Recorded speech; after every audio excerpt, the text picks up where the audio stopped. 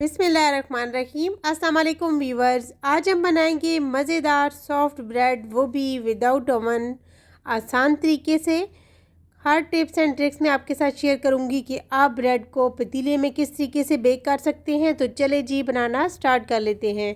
बिस्मिल्लाहिर्रहमानिर्रहीम। सबसे पहले मैंने 1 टेबल स्पून ली है ड्राई ईस्ट और 2 टेबल स्पून ली है शुगर पाउडर। अगर आप मीठा ज़्यादा पसंद करना चाहते हैं तो मीठा ज़्यादा भी डाल सकते हैं।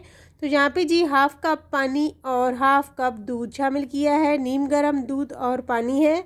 तो यहाँ पे हम मिक्सिंग करने के बाद डाल देंगे कुकिंग ऑयल 3 टेबल स्पून और साथ साथ हम थोड़ा थोड़ा मैदा डालते हुए सॉफ्ट सी डो को तैयार कर लेंगे। तो 1 पिंच जितना मैंने नमक शामिल किया है। तो अब जी हमने डो को तैयार करना है। तो यहाँ पे मैंने लिक्विड इतना ही डाला है जितनी मैंने जो है ब्रेड तैयार करनी है। तो अगर आप ज़्यादा ब्रेड तैयार करना चाहते हैं तो आपने जो है इस लिक्विड को डबल कर लेना है और मैदे को भी डबल कर लेना है। तो यहाँ पे जी डो को हमने 2 से 3 मिनट लगा के अच्छे से सॉफ्ट सा तैयार करना है। जितना आप डो को सॉफ्ट सा तैयार करेंगे, गूँदेंगे, उतनी ही डो आपकी ज़बरदस्त जो है नरम मुलायम तैयार होगी। तो आपने डो को जो है इस तरीके से रेडी करने के बाद रखना है दूसरे बाउल के अंदर इसको, ताकि इस बाउल के अंदर हमने यहाँ पे कुकिंग ऑयल लगाना है और इसको अच्छे से ग्रीस करना है। जबकि डो जब डबल हो तो ये चिपके नहीं बाउल के साथ। ऊपर भी थोड़ा सा ऑयल लगाएंगे और अच्छे से इसको ऊपर से फैला देंगे। और अब हमने इसको कवर करना है पाइपिंग बैग के साथ और इसको जी अब हम रखेंगे आधे घंटे के लिए रेस्ट पे, जब तक कि डो डबल हो जाए। तो यहाँ पे देखिए जी डो कितनी ज़बरदस्त फाइन डबल हो चुकी है। तो अगर आप गर्मियों के सीज़न में इसको राइज़ करना चाहते हैं तो ये 10 से 15 मिनट में राइज़ हो जाएगी। लेकिन अब सर्दियों का मौसम है तो आप इसको कहीं गर्म जगह पे रखें ताकि डो अच्छे से राइज़ हो सके। तो यहाँ पे जी अब हम दोबारा से इसके अंदर से एयर्स निकाल के अच्छे से सेट कर लेंगे डो को। तो बहुत ही सॉफ्ट नरम मुलायम मलाई जैसी डो हमारे पास रेडी है। तो अब हम इसको काउंटर पे लेकर आएंगे और इसको हमने 4 पीसेज में डिवाइड कर लेना है। तो यहाँ पे जी हमने इसके पीसेस बराबर ही निकालने हैं ताकि बराबर लोई तैयार हो। और लोई को आपने फ़ाइन तैयार करना है। अच्छे से इस तरीके से इसको जो है फोल्ड करते हुए तैयार कर लेना है। तो चारों पीसेस को हमने इस तरीके से तैयार करने के बाद प्लेट को मैंने ग्रीस कर लिया है।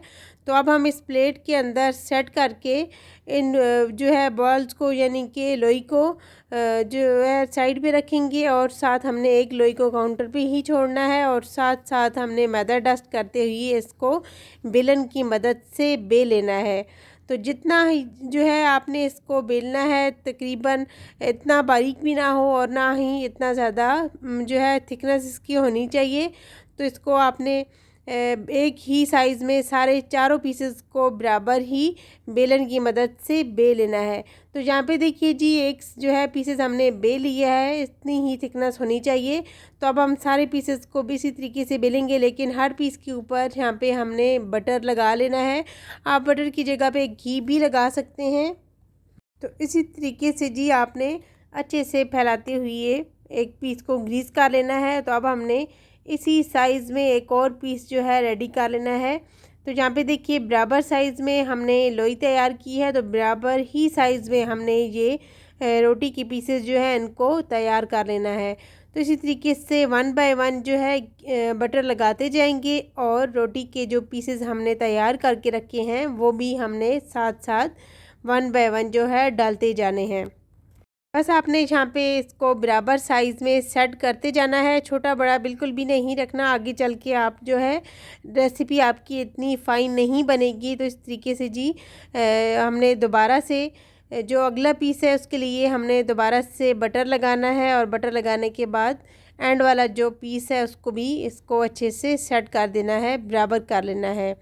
तो इस तरीके से जी जब आपने सारे पीसेस को अच्छे से सेट करके तैयार कर लेंगे तो आपकी रेसिपी उतनी ही ज़बरदस्त बनेगी। तो एंड पे हमने लगाना है बटर और इस तरीके से बटर लगाने के बाद हमने इसको टाइटली जो है यहाँ पे इसको खींचते हुए चौकोर शेप इसको हमने यहाँ पे देनी है। तो आप लोगों ने यहाँ पे इस बात का लाजमी ख्याल रखना है कि हल्के हाथों के साथ इसको आपने टाइटली खींचना है ताकि ये फटे नहीं। आटा जो है फट भी सकता है। तो यहाँ पे जी हमने इसको इस तरीके से फ़ोल्ड कर लेना है। तो मैं आपको बताती चलूँ कि डो जब आप अच्छे से तैयार करेंगे तो यहाँ पे आपको मुश्किल नहीं होगी कि आपकी डो यहाँ पे फट सकती है, बिल्कुल भी नहीं। डो को आप जितना ज़्यादा अच्छा गूँधेंगे उतनी ही ये अच्छे से रेसिपी तैयार होगी, तो आपको आगे चल के मुश्किल नहीं होगी। तो इसलिए आपने हर चीज़ को टाइम देना होता है। जितना आप चीज़ को टाइम देंगे उतनी ही आपकी इस तरीके से रेसिपी अच्छी बनेगी। तो यहाँ पे जी हमने सारे पीसेस बराबर साइज़ में कर लेने हैं। तो इस तरीके से सारे पीसेस को रेडी करते हुए आप यहाँ पे देखिए कि कितनी ज़बरदस्त इसकी लेयर्स जो है बन चुकी हैं। तो अब हम लेकर आएंगे एक पीस को और इस तरीके से हमने इसको प्रेस करते हुए इसकी स्ट्रिप्स सी तैयार कर लेनी है। तो जब इस तरीके से स्ट्रिप्स तैयार होगी तो आप लोगों ने इसको इस तरीके से जो है रोल करते हुए ये आपने रिंग्स की शेप में तैयार कर लेना है। तो आप जो है ब्रेड को जिस शेप में तैयार करें बहुत ही ज़बरदस्त होगी, लेकिन ये लेयर्स वाली ब्रेड जब आप बनाएंगे तो आपके घर वाले सभी हैरान रह जाएंगे, जो कि आप बेकरीज़ वगैरह में जाकर रेसिपीज़ लेकर आते हैं। तो उस तरह की रेसिपीज़ आप घर पर भी तैयार कर सकते हैं। तो यहाँ पे देखिए जी कितनी ज़बरदस्त जो है हमने सारे पीसेस को इसी तरीके से रेडी कर लेना है। तो आप यहाँ पे देखिए कि मैंने इस पीस को जो है सिंगल कर लिया है, जैसा कि वो मैंने डबल रोल किया था जिसको मैंने सिंगल करके रोल किया है। तो इस तरीके से आपने ये भी तरीका अप्लाई कर लेना है जो भी आपको आसान लगे।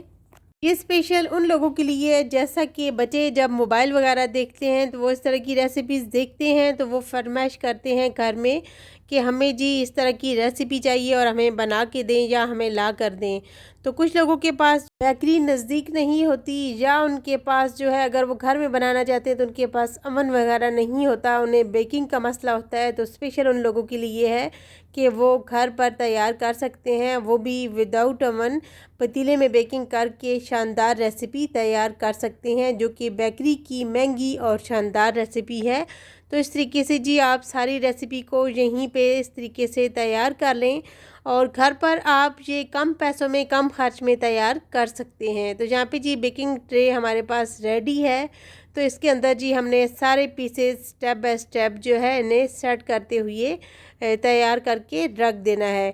तो जब इस तरीके से आपने बेकिंग ट्रे को रेडी कर लेना है तो अब हमने इसको दोबारा से तकरीबन 10 से 15 मिनट के लिए काउंटर पे छोड़ देना है, रेस्ट देनी है, ताकि ये अच्छे से जो है डबल हो जाएं, थोड़े से फूल जाए। तो अब हमने एग का जो है ब्रश करना है, अच्छी तरीके से हमने इसको कोटिंग कर लेनी है एग की। तो यहाँ पे देखिए कितनी ज़बरदस्त हो चुकी है। तो अब हम इसको बेकिंग की तरफ लेकर चलते हैं। तो पतीले को मैंने पहले से प्री हीट कर लिया है, 10 मिनट जो है मैंने इसे प्री हीट किया है। तो अब हमने बेकिंग ट्रे को इसके अंदर सेट करना है और ऊपर से ढक्कन के ऊपर जो है कपड़ा देकर इसको अच्छे से कवर करके इसके ऊपर भारी सी कोई चीज़ भी आप रख सकते हैं ताकि इसके अंदर से गैस बाहर ना निकले।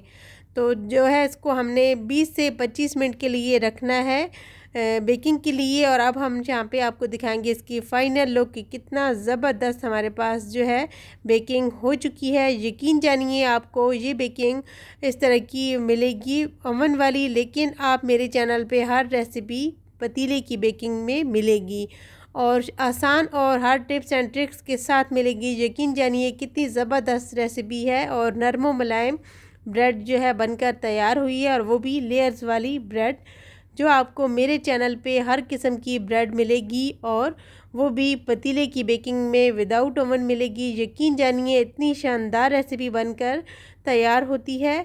तो आप इसको बनाएं और जो है एंजॉय करें शाम की चाय के साथ या अपने मेहमानों के साथ जो है ये सर्व करें। अगर आपके घर में मेहमान आ रहे हैं तो आप इसको घर पर ही तैयार कर सकते हैं, और अगर आपके बच्चे ब्रेड पसंद करते हैं तो आप अपने बच्चों को ब्रेड घर पर ही तैयार कर दें।